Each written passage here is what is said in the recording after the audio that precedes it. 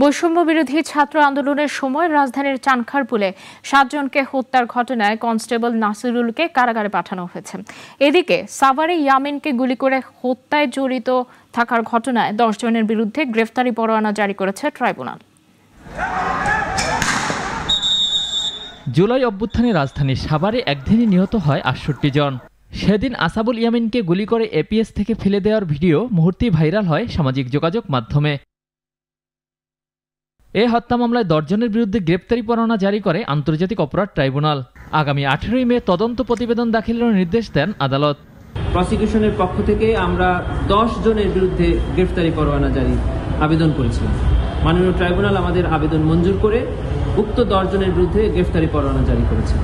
এই 10 জনের মধ্যে আইন শৃঙ্খলা বাহিনীর সদস্যরাও আছেন এবং স্থানীয় কিছু আওয়ামী লীগ নেতৃবৃন্দও আছে। এটি আমরা তাদের গ্রেফতারের স্বার্থে আপনাদের সামনে তাদের নাম প্রকাশ করছি না। এদিকে চানখারপুলে শাহরিয়া খান আনাস সহ 7 জনকে হত্যার ঘটনায় কনস্টেবল নাসিরুলকে আদালতে হাজির করে কারাগারে প্রেরণের নির্দেশ দেন ট্রাইব্যুনাল।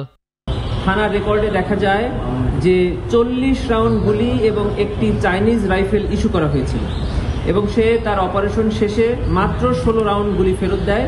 বাকি গুলি সে ছাত্র জনতার উপরে বর্ষণ করেছে। তার বিরুদ্ধে মাননীয় ট্রাইব্যুনাল গ্রেফতারি পরোয়ানা জারি করেছিলেন। তারই ভিত্তিতে তাকে আজ পুলিশ গ্রেফতার করে ট্রাইব্যুনালে হাজির করা হয়েছে।